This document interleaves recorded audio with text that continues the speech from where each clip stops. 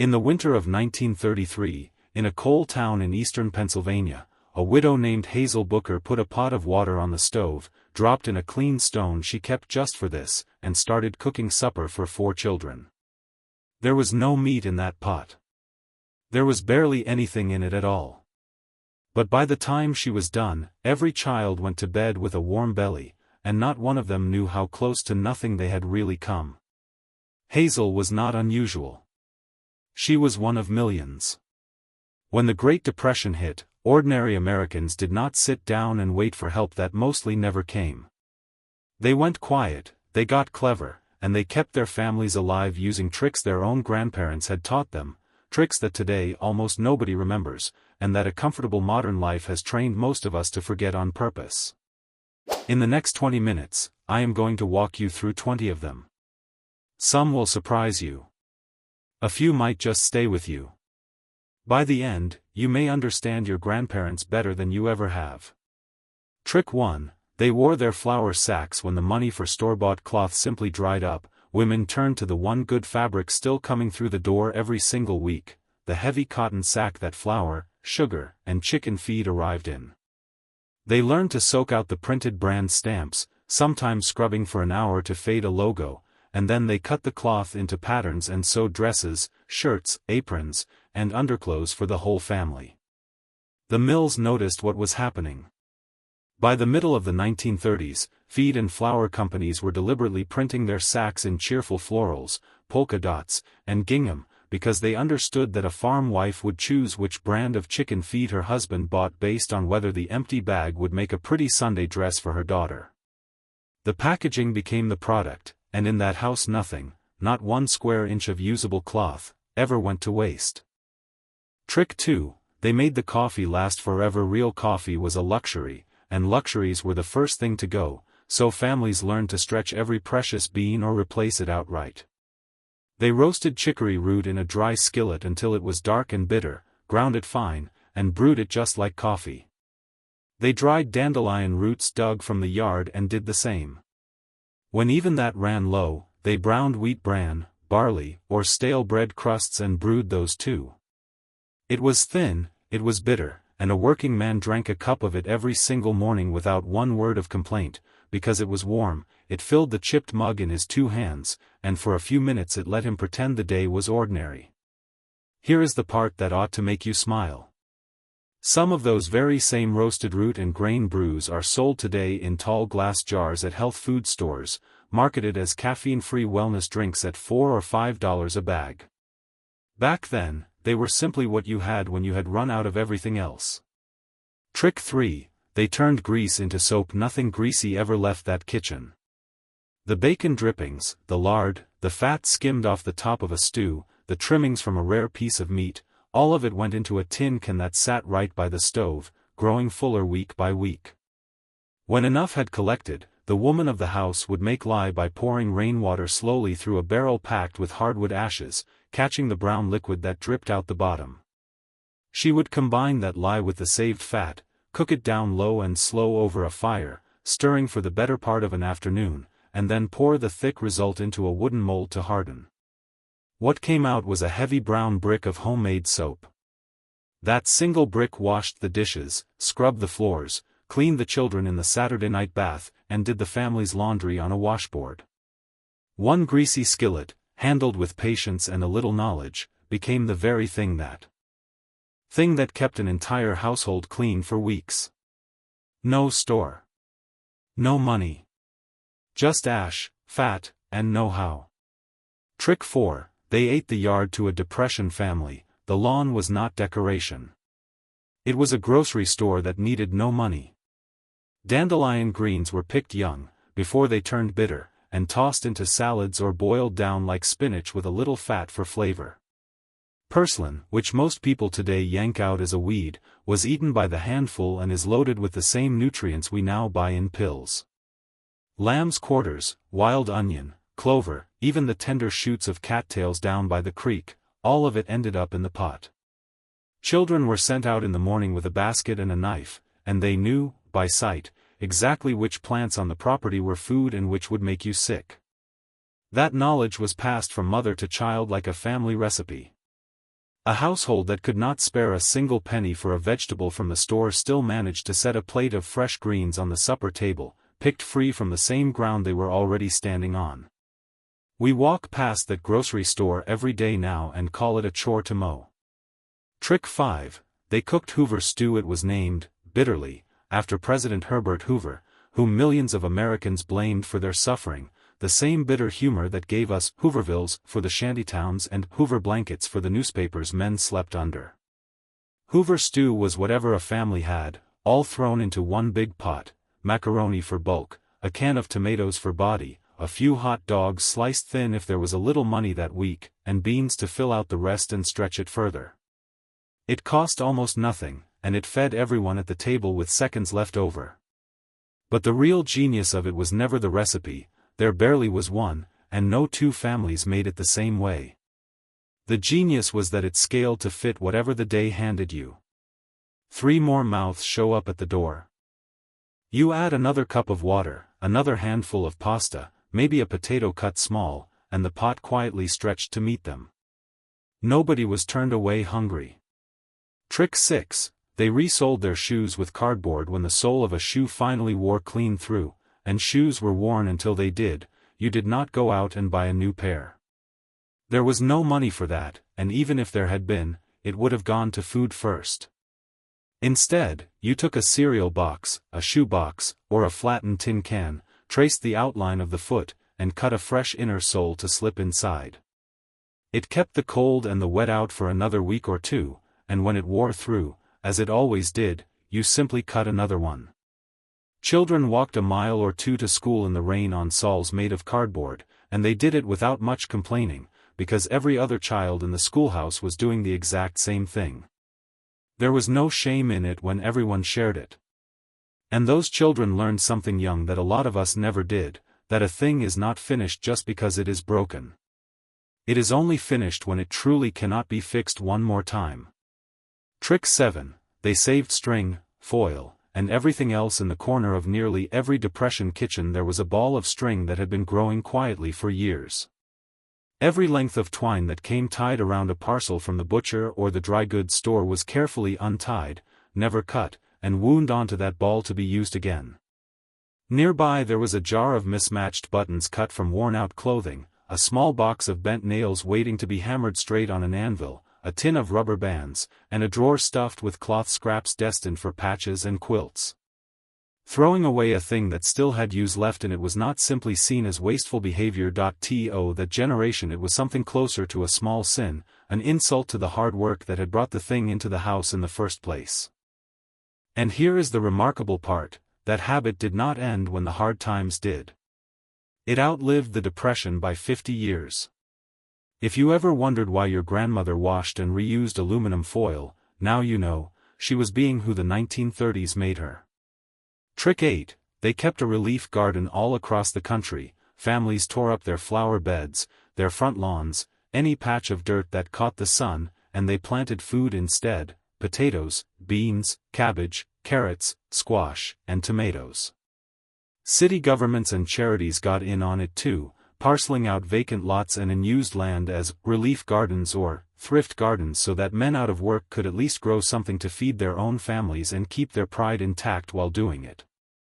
Detroit ran one of the most famous programs of all, with the mayor handing out plots to thousands of unemployed workers. A small backyard plot, worked hard from spring through fall, could put up enough canned and cellared vegetables to carry a family clear through the winter months when nothing grew at all. And here is something worth knowing: the victory gardens that everybody remembers from the Second World War, the ones in all the patriotic posters, were really just this same habit. It was already long in place, already feeding millions. The war simply gave it a flag to wave and a new name. Trick 9. They canned everything that grew. Late summer in a Depression household was nothing short of war, and the enemy was winter. Whatever the garden and the orchard gave up, tomatoes, green beans, corn, peaches, apples, cucumbers turned to pickles, went straight into glass mason jars, sealed in a boiling water bath, and stacked in the cool dark of the cellar by the dozen and then by the hundred. A determined woman might put up 300 or 400 jars in a single season, working in the heat of a kitchen with the stove roaring all day in August so that her children could eat in February. That cellar shelf, lined floor to ceiling with gleaming jars, was the family's true bank account, and it was worth far more than the bank ever had been, because the banks had failed and the jars had not. You could not eat $1 in the dead of winter. You could not eat a promise or a government form. But you could walk down those cellar steps with a lamp and bring up exactly what your own 2 hands had grown, picked, and sealed away back when the sun was still warm. That was security you could hold. Trick 10. They read the hobo code with millions of men out of work and riding the rails in search of any job at all. A secret language grew up along the railroad lines, scratched in chalk and coal on fence posts, water towers, and the doorframes of houses. To the untrained eye it was meaningless scribble. To a man stepping off a boxcar in a strange town, it was a map drawn by the strangers who had come before him. A drawing of a cat meant a kind-hearted woman lived in this house and might feed you. A row of little marks meant a mean dog in the yard. A simple symbol could tell you whether the people inside would trade a hot meal for an hour of chopped wood, whether a doctor here treated for free, or whether the local sheriff would lock up a vagrant on sight. It was an entire system of survival information, written in chalk, passed silently between men who would almost never meet one another. And the strangest thing of all is that respectable townsfolk walked right past those marks every single day, for years, and most of them never once knew the language was there, written on their own front gate. Trick 11. They stitched quilts from rags because not one scrap of fabric was ever thrown away. The quilts of the Depression were built from the ruins of everything else a family had worn out. A man's work shirt too far gone to mend gave up its good back panel. An outgrown child's dress, a pair of trousers worn through at the knee, the unfaded corners of those printed feed sacks, all of it was cut into squares and triangles and pieced together by hand, often by lamplight after the children were asleep. A finished quilt was, in a very real sense, a year of a family's life sewn into a single blanket. A mother could look down at it and point to the dress her daughter wore to a wedding and the shirt her husband was buried in. And it did hard, honest work. It kept a house full of children warm through the night in a home with no insulation in the walls and a wood stove that went stone cold by 3 in the morning. Those quilts were made out of pure need, by women who would have laughed at the idea that anyone would ever call them art. Some of them hang in museums now, behind glass, admired by people who will never know that kind of cold. Trick 12. They bartered instead of buying when dollars all but vanished from ordinary life. The oldest economy in the world came quietly back. A man who was good with his hands fixed his neighbor's fence or repaired a broken plow, and he went home not with cash but with a dozen eggs and a sack of potatoes. A woman who could sew took in mending and was paid in milk, or in a share of someone's hog at slaughter time.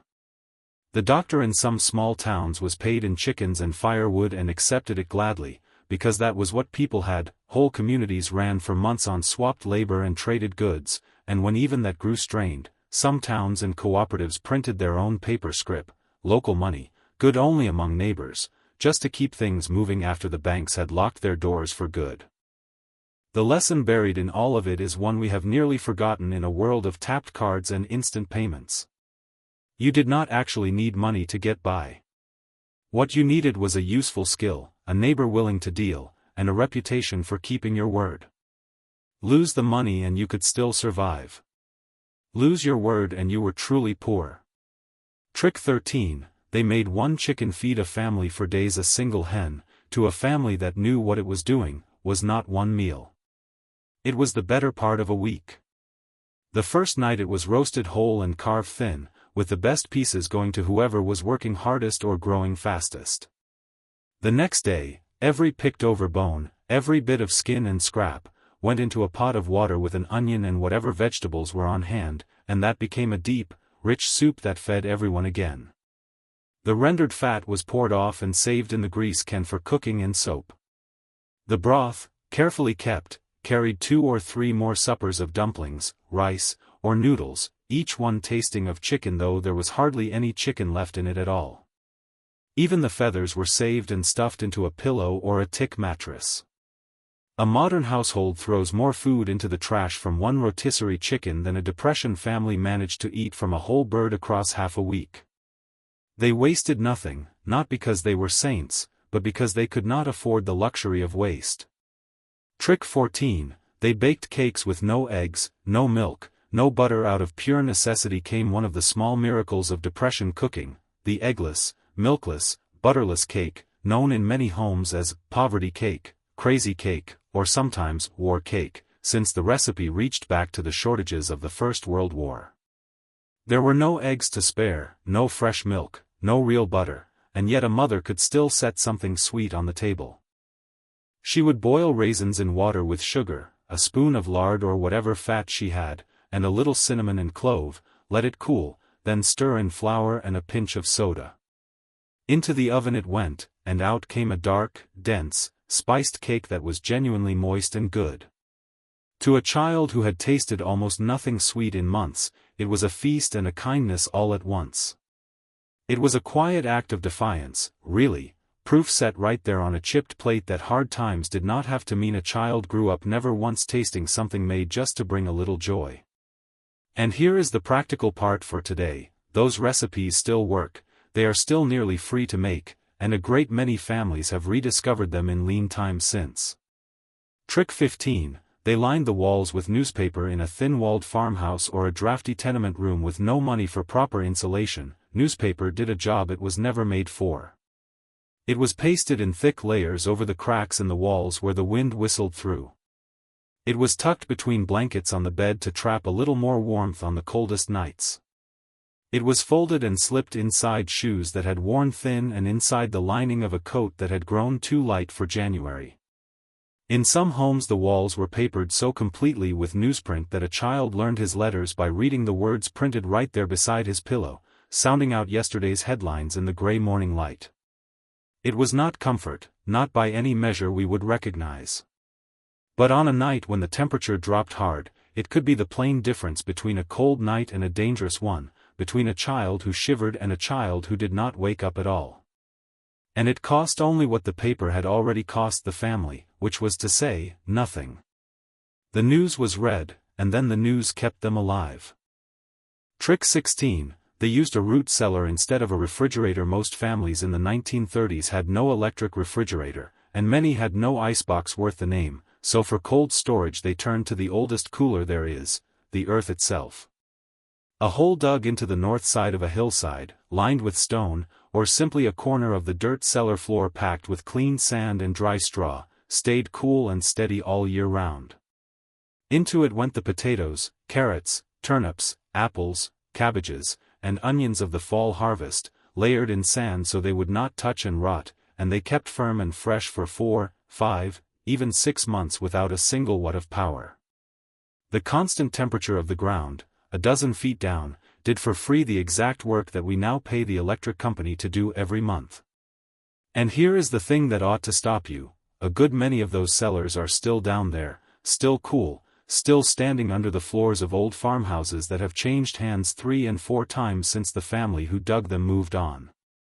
Trick 17, they turned the collar to make a shirt new when a man's dress shirt began to fray, and the collar always went first, rubbed thin against the neck and the razor. A careful wife did not retire that shirt to the rag pile. She sat down with her needle and her thread, carefully unpicked the entire collar from the body of the shirt, turned it completely over so that the worn, frayed edge now faced down and hid against the cloth, and sewed it back into place with the good side showing. To anyone who saw him on Sunday, the shirt looked nearly new again, good for another full year of wear. The same trick was worked on shirt cuffs, on the seats of trousers, on every part of a garment that wore before the rest. Make do and mend was not a clever slogan to these people, not a hashtag or a hobby. It was simply the ordinary, daily, unremarked upon way that a proud and respectable family kept itself looking respectable on almost no money at all. Looking poor and being poor were two different things, and a woman with a needle could hold the line between them for years. Trick 18, they took in boarders and doubled up. A spare bedroom in the 1930s was not a guest room or an office or a place to store things you did not use. A spare room was income, and few families could afford to let one sit empty.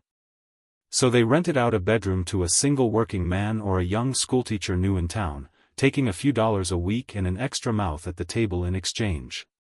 Even more often, the family simply pulled tighter together. Grandparents moved in, a widowed aunt and her children arrived, a grown son brought his new wife home, until 3 full generations lived under one modest roof and split every single cost there was: the rent, the coal, the food, the lamp oil. We sometimes look back on that and imagine it as a sign of failure, of a family that could not stand on its own. It was nothing of the kind. It was a deliberate strategy, and a wise one. There is a particular loneliness common among older Americans today that would have been almost unimaginable to that generation. In their world there was always someone in the next room, because there simply had to be. Survival was a thing you did together, or often did not do at all. Trick 19, they saved their seeds. A paper packet of garden seed from the store cost money, and money was the one thing nobody had to spare, so a careful gardener learned the oldest rule of self-reliance: never buy the same seed twice. Instead, you watched your garden all summer with a sharp eye, and you chose the very best of everything: the largest, healthiest tomato, the longest and straightest beans, the squash that grew without trouble, and you did not eat those. You let that best tomato go soft and overripe on the vine, you let those beans dry and rattle in their pods, and then you carefully collected the seeds, dried them on a windowsill, and tucked them into a labeled paper envelope to wait for spring. Year after year, a family grew the very same dependable line of vegetables from seed they had saved with their own hands, free and forever, independent of any store, any seed company, any rising price. Over generations, those saved seeds even adapted to the family's own particular soil and weather, growing a little hardier each year. It is one of the oldest survival skills there is, older than money itself.